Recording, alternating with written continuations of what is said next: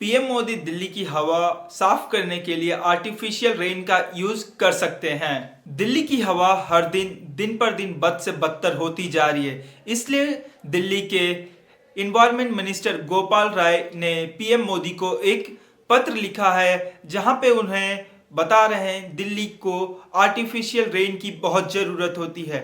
Artificial rain को हम cloud seeding भी कहते हैं, जो हम फ्लाइट से हवा आसमान में ले जाके बहुत सारे केमिकल रिएक्शन से कराते हैं।